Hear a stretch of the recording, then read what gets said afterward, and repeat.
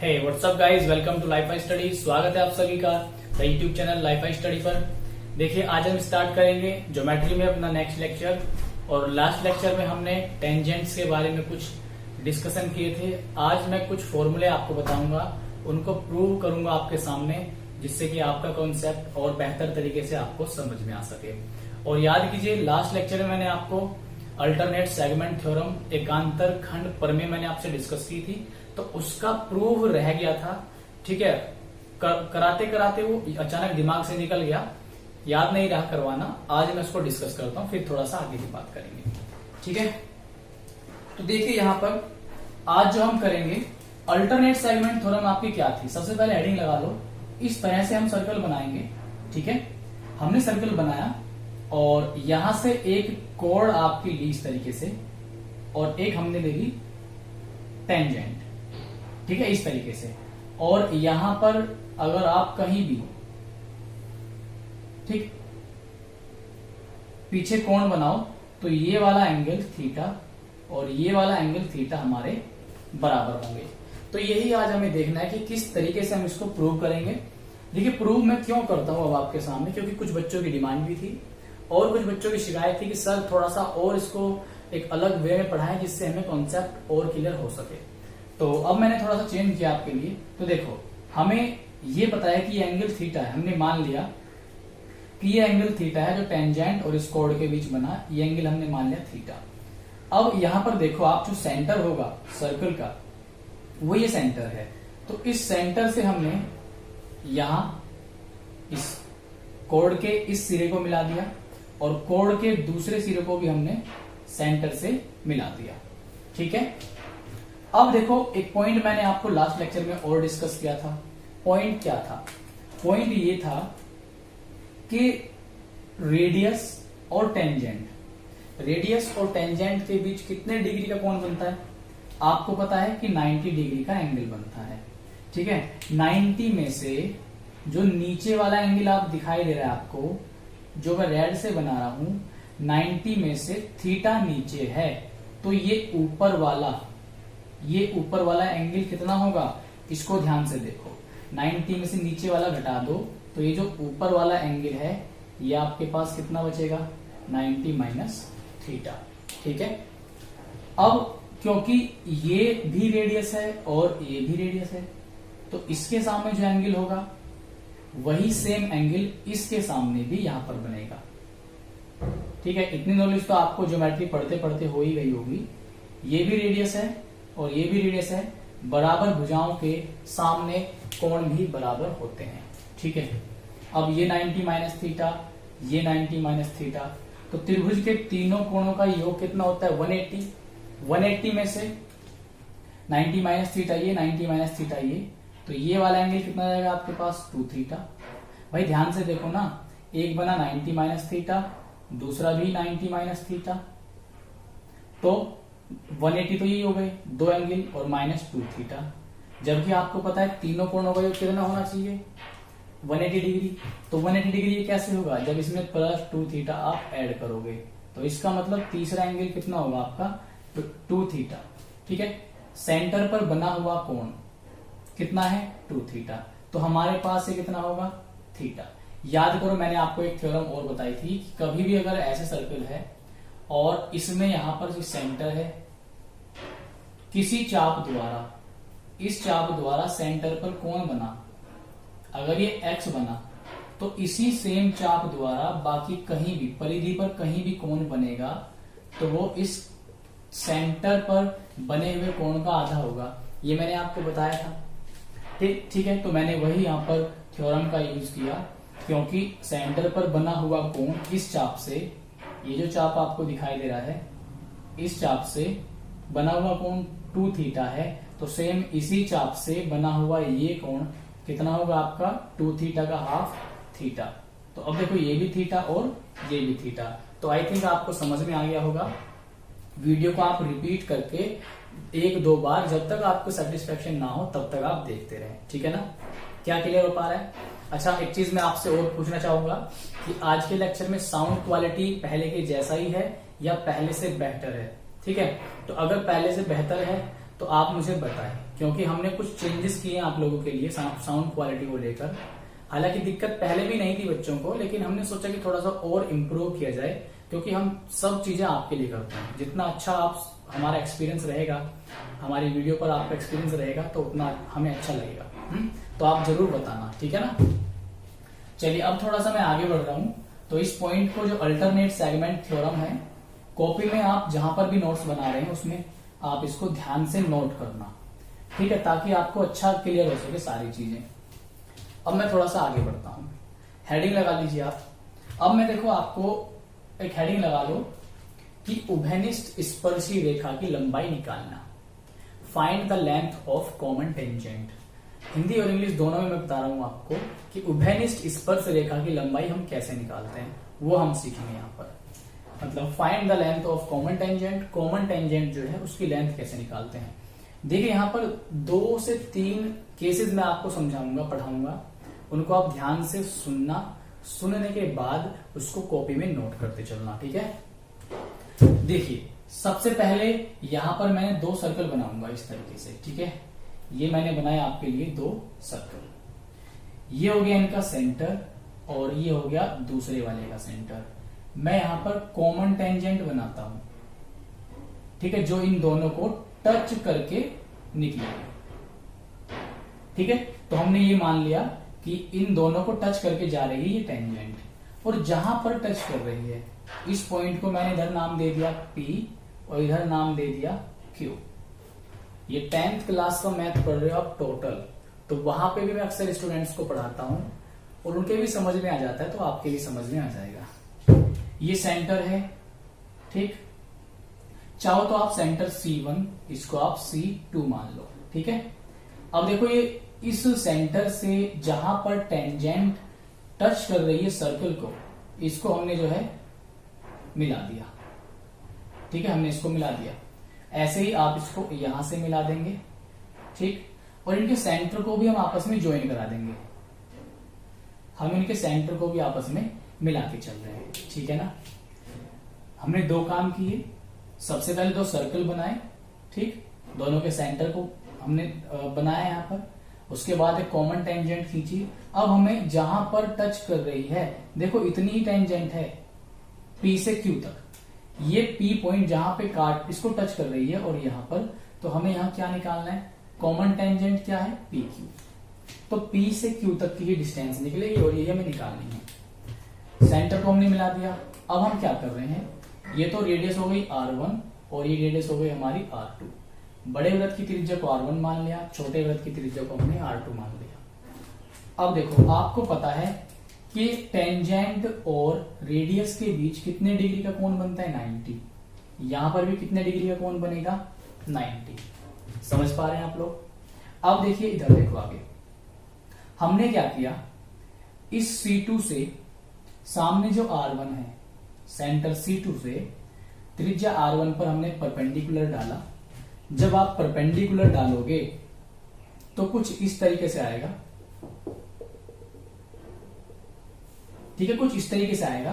तो यहां पर भी आपका 90 डिग्री का कोण बनेगा, और ये जो परपेंडिकुलर हमने डाला ये ऑटोमेटिक इस PQ के पैरेलल आएगा। जब आप परपेंडिकुलर डालोगे, सही चीजें आप लिखोगे, सही तरीके से बनाओगे, तो ऑटोमेटिक ये इसके समांतर आएगा, ठीक है, किसके, PQ के। तो एक बात देखो, अगर यहां से यहां तक PQ है लंबाई, तो यहां से लेकर यहां तक भी ये लंबाई क्या होगी हमारे पास, PQ होगी, ठीक है। यानी कि इस लेंथ को भी अगर हम लिखना चाहें इस लेंथ को भी, तो हम PQ से लिख सकते हैं, ठीक है। यहां से लेकर यहां तक ये पूरी लेंथ कितनी है, PQ। अब देखो एक ये 90 डिग्री वाला यहां पर राइट एंगल बन गया। 90 के सामने हमने ये माना कि दोनों केंद्रों के बीच की दूरी कितनी है, स्मॉल d। तो 90 के सामने आप जानते हो कर्ण होता है, हाइपोटेनस होता है, तो ये हो गया कर्ण। अब यहां पर देखो पूरी R है, ये पूरी क्या है, R, ठीक। अब देखो ये R2 है, यहां से लेकर यहां तक क्या है आपकी R2, तो यहां से लेकर यहां तक भी आपकी क्या हो जाएगी, ये R2 हो जाएगी, ठीक है ना, R2। ये R2 है, तो ये भी इतनी डिस्टेंस आपकी क्या हो जाएगी, यहां से लेकर यहां तक R2। तो ये अगर मैं पूरी डिस्टेंस में से ये जो रेड मैंने किया है, अगर मुझे केवल ये रेड वाली डिस्टेंस निकालनी हो तो मैं क्या करूंगा, इस पूरी में से, इस पूरी क्या थी R1, R1 में से पीछे की घटा दूंगा मैं, तो मेरे पास क्या निकल जाएगी, रेड वाली।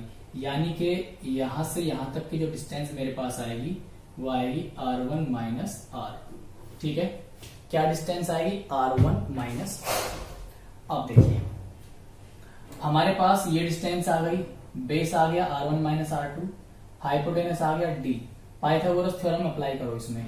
पाइथागोरस थ्योरम क्या करती है, कर्ण का स्क्वायर बराबर आधार का स्क्वायर R1 माइनस R2 का होल स्क्वायर प्लस लंब या जो भी पी क्यू तीसरी साइड बची इसका स्क्वायर। कर्ण का स्क्वायर बराबर दोनों बची हुई साइड्स का स्क्वायर। हमें निकालना है P Q, length of P Q, तो इसको इधर लेके आ जाओ, तो D square minus R1 minus R2 का होल स्क्वायर बराबर आपके पास क्या बचेगा, पी क्यू का होल स्क्वायर। जब यहां से आप होल स्क्वायर हटाओगे तो इधर वो आपका किस में बदल जाएगा, रूट में। ठीक, तो इस केस में हम कॉमन टेंजेंट की लेंथ इस तरीके से निकालते हैं। ये रिजल्ट आपको याद रखना है। इस फॉर्मूले से हम इस केस में पी क्यू की डिस्टेंस, कॉमन टेंजेंट की डिस्टेंस निकाल के चलते हैं। ठीक है, तो आप इसको याद रखना। ठीक है, अब थोड़ा सा हम यहाँ पर आगे बढ़ते हैं, इसी में कोई अगला पॉइंट लेके चलते हैं, इसी में दूसरा। तो आपको बस ध्यान से सुनना है और लगभग सिमिलर है इसी के, तो वो भी आपके अच्छे समझ में आएगा, बस आप ध्यान से देख के चलना। देखो कॉमन टेंजेंट और दूसरा किस तरीके से निकाली जाती है और क्या क्या उसमें किस तरह से डायग्राम आपको देखना है। देखिए फिर से मैं सर्कल बना के चल रहा हूं अब की बार। ये सर्कल बनाया और यहां पर मैंने ये सर्कल बनाया, तो कॉमन टेंजेंट किस तरह से होगी, यहां से निकल के सही से बनाना पड़ेगा ताकि अच्छे से हम बना पाए। ठीक है, थोड़ा सा इसको हम दूर बनाते हैं ताकि अच्छे से बना पाए। देखो ये बनाया हमने एक सर्कल, तो इस तरीके से ये जो है इसको टच करके निकल रही है। ठीक है, हमने ये मान लिया कि इसको टच करके जा रही है। अब यहां पर देखो, यहां हमने ये माना कि इसको यहां पर टच कर रही है, इसको P मान लो, और यहां इसको हमने Q मान लिया, या आप बाहर की साइड लिख लो Q पॉइंट। इसका यहां पर आप क्या ले लो, सेंटर ले लो, और इसको भी यहां पर आप सेंटर मान लो। ये किस केस में हम निकाल रहे हैं, ये है आपकी तिर्यक स्पर्शी। तिर्यक मतलब तिरछी स्पर्शी। तो इस केस में कैसे निकालेंगे, सबसे पहले वही हम सेंटर को यहां से ज्वाइन करा देंगे। सेंटर को हमने मिला दिया। ठीक है, ये आपका जहां पर टेंजेंट सर्कल को टच कर रही है, यहां से सेंटर को मिलाया। ऐसे ही सिमिलर यहां पर हमने किया। ठीक, अब मैंने इसको थोड़ा सा पीछे बढ़ाना है। इसको मैंने थोड़ा सा पीछे बढ़ाया। कितना पीछे बढ़ाया, जितना कि ये है हमारी इस पॉइंट तक। ठीक है, अब हमने क्या किया, इसको आपस में मिला दिया। ध्यान से सही तरीके से मिला के चलेंगे तो सही बनेगा। हमने इसको मिला दिया। ठीक है, अब देखो, और ये आपस में क्या है, दोनों समांतर हैं। क्या इतना समझ गए, इसको हमने R1 यहां से यहां तक, और इसको हमने माना R2। अगर ये R2 है तो हमारे पास ये भी क्या होगा, R2 होगा। ठीक है, अगर ये R2 तो ये भी हमारे पास R2 होगा। तो फिर यहां से लेकर यहां तक जो टोटल डिस्टेंस हो क्या हो जाएगी हमारे पास, R1 प्लस R2। समझ गए ना, तो ध्यान से समझा रहा हूं, समझते रहो, ऑटोमेटिक समझ में आता रहेगा। मैंने कहा था टेंजेंट और रेडियस के बीच कितने कोण बनेगा, 90 डिग्री। तो अब आपको कौन से डायग्राम में देखना है, ये देखो, मैं इसको ऐसे थोड़ा सा अच्छे से बताने के लिए इसको मैं अलग से डिजाइन कर रहा हूं ताकि आप अच्छे से समझ सकें। इस ट्राइंगल की बात कर रहे हैं, ये दोनों सेंटर के बीच की दूरी है। ठीक है, ये हमने क्या मान ली, दोनों सेंटर के बीच की दूरी हमने मान ली है D, यहां से यहां तक। तो ये भी वही दूरी होगी सेम, ये भी D ही होगी क्योंकि पैरेलल है। ठीक है, अब देखो, तो वही फिर से पाइथागोरस थ्योरम लगाएंगे। 90 के सामने कर्ण, कर्ण का स्क्वायर बराबर होगा R1 प्लस R2 का होल स्क्वायर, और प्लस तीसरी साइड क्या है PQ प्लस PQ का होल स्क्वायर। इसको हम इधर लेके आएंगे तो D square minus R1 plus R2 का whole square is equal to PQ का होल स्क्वायर। फिर से हम वही काम करेंगे, दोनों साइड का स्क्वायर रूट ले लेंगे। तो जब हम स्क्वायर रूट लेंगे तो यहां पर ये हो गया हमारे पास, तो हमारे पास फाइनली PQ की जो लेंथ आएगी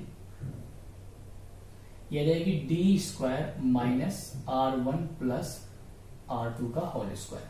ठीक है, तो देखो मैंने ये दूसरा केस आपको बताया, जो मैंने अभी पहले आपको केस बताया था उसमें क्या था, PQ की लेंथ निकालते थे जब इस तरीके से आपकी टेंजेंट आएगी।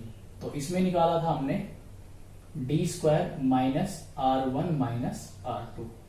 तो डायग्राम के तरीके से याद रखना, अगर सीधी लगभग इस तरीके से गई है दोनों को ऊपर से टच करके तो माइनस माइनस आएगा, अगर दोनों को तिरछा छू के गई है तो यहां पर R1 प्लस R2 आएगा। ठीक है, अभी तक हमने इतना जाना, अब थोड़ा सा हम और आगे बढ़ते हैं। तो इनको आप नोट करके चलो, आपको कोई दिक्कत नहीं आएगी, आसानी से आप कर सकते हो।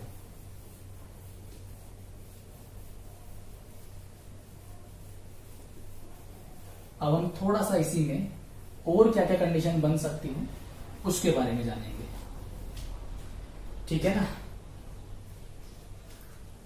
देखिए यहां पर जो अगला हमारा इसमें केस हो सकता है वो ये है, इस तरीके से भी कंडीशन बन सकती है जब सर्कल आपस में एक दूसरे को छू रहे हो, ठीक है, बाहर से टच कर रहे हो, ठीक इस तरीके से।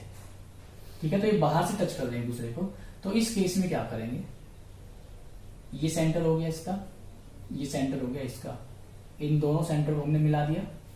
ठीक, तो यहां पर थोड़ा सा आगे हो गया, ये लगभग यहां लेंगे, ठीक है, और इसको हम लगभग यहां लेंगे। तो इसको हमने R1 बोला और इसको R2 बोल दिया। अब देखो R1 और R2 टोटल दोनों सेंटर के बीच की दूरी क्या होगी, D होगी। तो D इस बार क्या होगा, R1 प्लस R2। D इस बार क्या होगा, R1 प्लस R2। और जो टेंजेंट है, कॉमन टेंजेंट, या तो आप उसे ऊपर खींच सकते हैं इस तरीके से, ठीक, जो दोनों को टच करके जाएगी, दोनों को तो टच करके जाएगी, इस बार सर्कल टच कर रहे हैं, पिछली बार क्या था, सर्कल आपस में टच नहीं कर रहे थे। ठीक, तो एक बार हमने अभी ऐसे निकाल दी और एक बार अभी हमने ऐसे निकाल दी, ये तो आप सीख गए। इसमें देखो आपको क्या करना है, कोई ज्यादा बड़ी बात नहीं है। यहां पर हम क्या करके चलेंगे, D बराबर हमारे पास R1 प्लस R2 हो गया, तो इसको आप P बोल सकते हैं और इसको आप Q बोल सकते हैं, इसको P इसको Q। तो PQ वही जो हमारे पास फॉर्मूला था, इस केस में कौन सा फॉर्मूला हमने यूज किया था, D square minus R1 minus R2 का होल स्क्वायर, जब टेंजेंट ऊपर को गई थी। तो अब की बार बस फॉर्मूला तो यही रहेगा, लेकिन डिस्टेंस कैसे निकालेंगे ये ध्यान दो। D की वैल्यू चेंज हो गई, R1 प्लस R2 हो गई इस बार, whole square minus R1 minus R2 का पूरे का होल स्क्वायर। जब हम फॉर्मूला खोलेंगे यहां पर तो ये कुछ इस तरीके से आएगा, R1 square plus R2 square plus 2R1 into R2 minus R1 square minus R2 square plus 2R1 into R2। ठीक है, अब देखो R1 R2 ये प्लस है, R1 R2 ये माइनस है, दोनों कट जाएंगे, तो इधर 2R1 R2 इधर 2R1 R2, तो ये आपका स्क्वायर रूट हो जाएगा, क्या बनेगा 4R1 R2, 4 का 2 बार निकाल लो, आपका बना R1 इंटू R2। तो इस केस में PQ की जो लेंथ है, PQ आपके पास आएगा √2 into root of R1 into R2, इस केस में ये आएगा। ठीक है, तो इसको अच्छे से नोट करो शांति से, ठीक, साफ साफ लिखो, वृत्त जो है बिल्कुल साफ साफ बनाने हैं, तो आपको बहुत मजा आएगा पढ़ने में अगर आप तमीज में काम करोगे। अब हम इसको हटाते हैं, थोड़ा सा आगे बढ़ लेते हैं हम लोग। एक इसमें फाइनल और आखिरी केस क्या हो सकता है उसको भी आपको ध्यान से समझना है। ठीक है, तो मेरे ख्याल से आज आपको साउंड क्वालिटी बहुत बेटर सुनाई देगी पहले से, तो बस आप ही लोगों के लिए करते हैं सब कुछ, अपना साथ इसी तरह से बनाए रखो।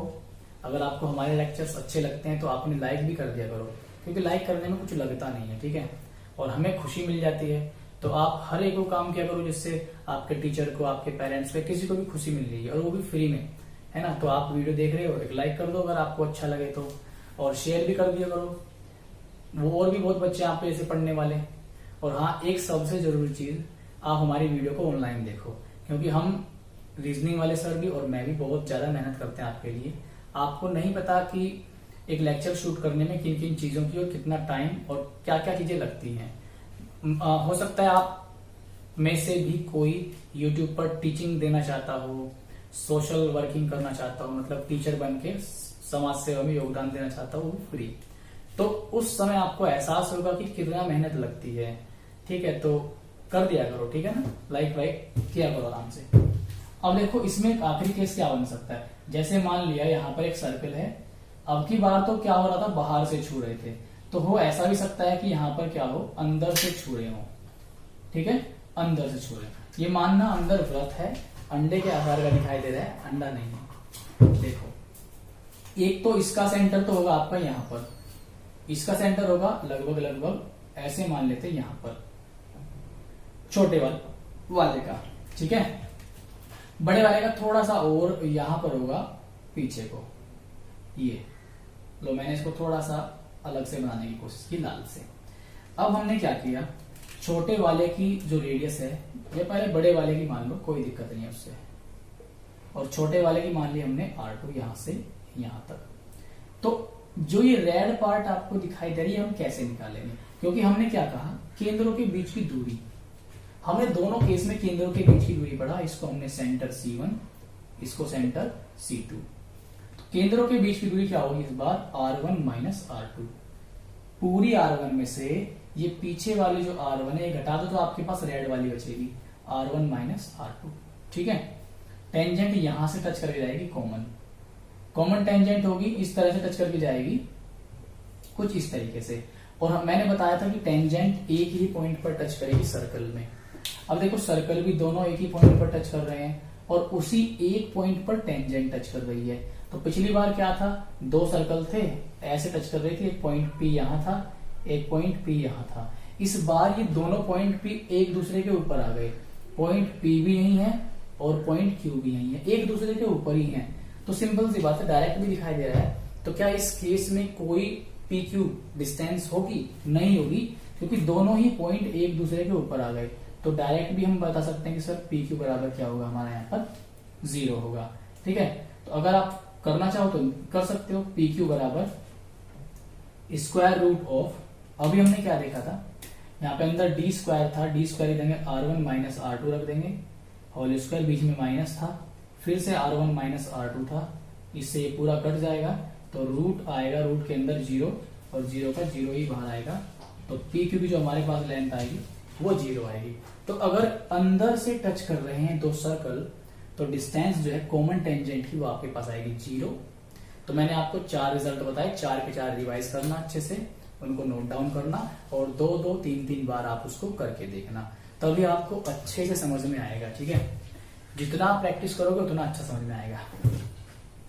चलिए, अब हम थोड़ा सा यहाँ पर आगे बढ़ेंगे। पॉइंट मैं आपको बताना चाहूंगा, नए पॉइंट पर हम चलते हैं।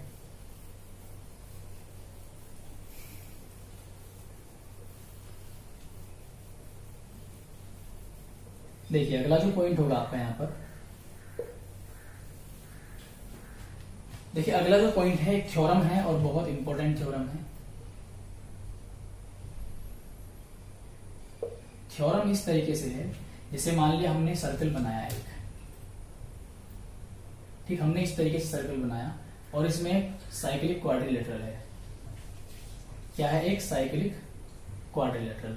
साइक्लिक क्वाड्रिलेटरल क्या होगा, जिसके चारों जो वर्टिसेस हैं वो एक सर्कल की सर्कमफ्रेंस पर ही होंगे, ये चारों, ठीक है। लास्ट लेक्चर में डिस्कस किया था। इसको हम लोग P, इसको Q, इसे R और इसे S, यहां से R को मिला दो, S को Q से मिला दो। तो यहां पर जो हमारे पास PR गुणा SQ, बराबर होगा, वो क्या होगा, पी क्यू गुणा एस आर या R S plus R Q गुणा एस पी या पी एस। तो ये थ्योरम आपको याद रखनी है डायरेक्टली। दोबारा से मैं समझा रहा हूं आपको, ये लर्न कैसे करनी है। पी आर गुणा एस क्यू या क्यू एस, ठीक है, इस डायगोनल की इस डायगोनल के साथ मल्टीप्लाई, ठीक है, और यहां पर पी क्यू गुणा R S plus R Q ये हो गया गुणा एस पी हो गया, ठीक है। तो यहां पर आपको इस चीज का ध्यान रखना है। बस आगे बढ़ते हैं, ठीक है। 2-3 पॉइंट और है इंपॉर्टेंट, और इसके बाद एक लास्ट वीडियो आएगा, तो आपका पूरा ये टेंजेंट है ना सर्कल में, ये खत्म हो जाएगा, ठीक है। और फिर उसके बाद हम क्वेश्चंस करेंगे अच्छे अच्छे, तो कोई दिक्कत आपको नहीं होगी। बस आप लोग कम से कम देखो तो सही एक बार, ठीक है। आप लोग देखोगे तो हमें भी अच्छा लगेगा और आपको मदद भी मिलेगी इससे।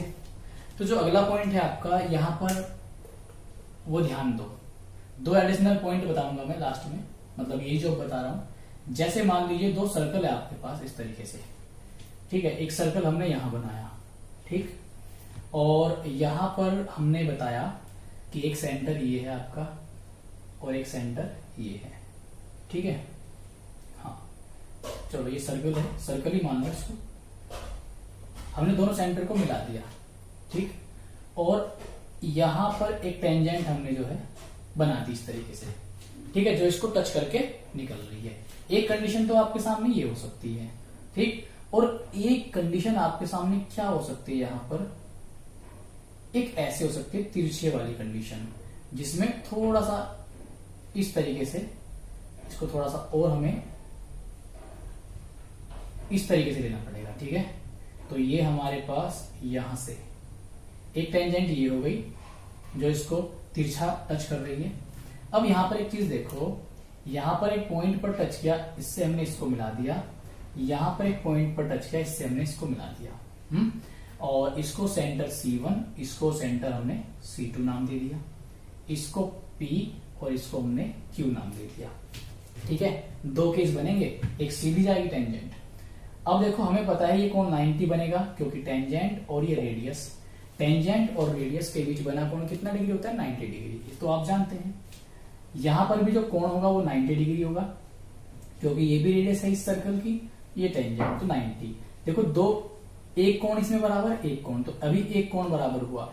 इस पॉइंट को आप नाम दे दो O, ये इधर और ये इधर वाला कोण हो सकता है थोड़ा छोटा दिखाई दे रहा हो। मैं यहां पर आपको बता रहा हूं वर्टिकल अपोजिट एंगल जो है बराबर होते हैं। तो O पॉइंट है, इसके दोनों इधर वाले एंगल बराबर होंगे, या आप ऐसे भी बोल सकते हैं कि इसके दोनों इधर वाले एंगल बराबर होंगे O पॉइंट पर। तो 2 एंगल बराबर हो गए, एक तो यहां पर और एक यहां पर। तो तीसरा एंगल ऑटोमेटिक बराबर हो जाता है जब 2 एंगल बराबर हो। तो ये जो ट्राइंगल है, यहां पर दोनों ट्राइंगल क्या हो गए, सिमिलर हो गए। क्या हो गए, सिमिलर। तो हम यहाँ ट्राइंगल की सिमिलरिटी वाली प्रॉपर्टी का यूज करते हुए हम क्या लिख सकते हैं कि C1O1 C1O C1O C2O बराबर C1P और C2Q। तो ऐसे भी हम कहीं पे क्वेश्चंस में इसको यूज करेंगे। तो ये जस्ट एक इसको फॉर्मूला के तरीके से आप याद रख लो, या एक प्रॉपर्टी के तरीके से याद रख लो। कॉन्सेप्ट तो मैंने आपको बता ही दिया, सिमिलरिटी का यूज कर रहे हैं यहाँ पर, तो उस पॉइंट को ध्यान में रखते हुए ये आया। अब इसका दूसरा केस हम लोग डिस्कस करते हैं कि दूसरे केस में ये किस तरीके से बनेगा, और इसी तरीके से होगा जैसे ये हुआ, उसमें भी सिमिलर वाली प्रॉपर्टी लगेगी। देखिए यहां पर हमने एक सर्कल बनाया, ठीक, और एक सर्कल हमने ये बनाया, इसका ये सेंटर हो गया, इसका ये सेंटर, इन दोनों को मिला दिया। टेंजेंट इस तरीके से टच करके इसको निकल रही है, ठीक है, टेंजेंट को ऊपर से टच करके जा रही है। इस पॉइंट को नाम P दे दिया, इसको नाम Q दे दिया, इसको यहां से जो है मिला दिया और इसको यहां से मिला दिया, आप ये जानते हैं ये 90 होगा, ये भी 90 होगा। ठीक है, अब एक बात देखो, इसको हमने C1 नाम दे दिया, इसको हमने C2 नाम दे दिया। इतना समझ गए क्या आप लोग? ठीक है, अगर आप इतना समझे तो थोड़ा सा आगे चले। देखो तो अभी देखो यहाँ पर हमने P नाम दिया, Q नाम दिया। ठीक, एक पॉइंट और है। एक पॉइंट क्या ध्यान रखना है कि हमें इसको भी यहाँ पर आगे बढ़ाना पड़ेगा, क्योंकि तभी तो ट्रायंगल बन सकता है, वरना ट्रायंगल बनेगा ही नहीं कभी। इसको हम इसी डायरेक्शन में आगे बढ़ाएंगे और इसको हमने, तो यहाँ पर जो पॉइंट काट रहा है इसको P नाम दे दो, कोई दिक्कत नहीं है। ठीक है, इसको P नाम दे दिया, इसको आप कुछ और नाम दे सकते हो, यहाँ पर Q नाम दे सकते हो और यहाँ पर R नाम दे सकते हो। क्या मेरा पॉइंट आप यहां तक समझे? इसको C1 C2 बोल दिया, ठीक है, और इसको उसको P पॉइंट, इसको Q पॉइंट और इसको R पॉइंट।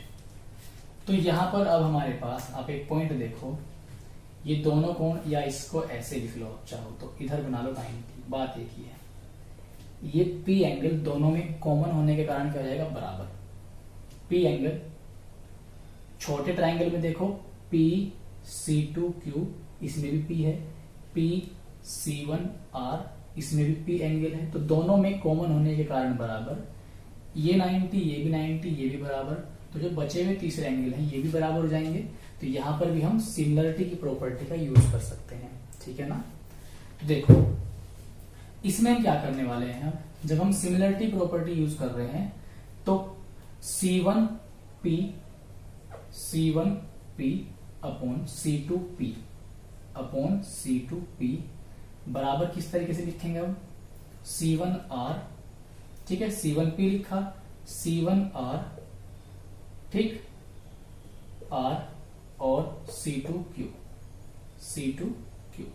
तो यहां पर हम इस तरीके से इस प्रॉपर्टी को यूज कर सकते हैं, C1R या C1P और C2P, C1R और C2Q। तो इस प्रॉपर्टी को हम ऐसे यहां पर अप्लाई कर सकते हैं। मेरे ख्याल से आपको ये सही समझ में आया होगा। यहां पर भी हमने सिमिलरिटी का यूज किया। एक पॉइंट इसमें आपको याद रखना है, इसको हम बाह्य अनुपात भी बोलते हैं, बाह्य अनुपात, और जो इससे पहले मैंने कराया उसको हम बोलते हैं अंतः अनुपात। तो ये आप थोड़ा सा ध्यान रख के चलना, ये अंतः अनुपात वाली प्रॉपर्टी थी पहली, और ये कौन सी प्रॉपर्टी है? बाह्य अनुपात वाली। तो मेरे ख्याल से जितना मैंने आपको अभी तक समझाया है ये सारा कुछ आपके समझ में आया होगा। बहुत ही शांतिपूर्वक तरीके से मैंने आपको समझाया। ठीक है, तो आई होप आप इस वीडियो को जरूर लाइक करेंगे, अपना प्यारा सा कमेंट करेंगे। जो भी वीडियो से जुड़ी हुई संबंधित चीजें हों, कोई प्रॉब्लम हो किसी पॉइंट में, तो आप कमेंट जरूर करें। ठीक, और वीडियो को आप ऑनलाइन जरूर देखें। तो मिलेंगे आपसे नेक्स्ट वीडियो में। Goodbye, tata and take care.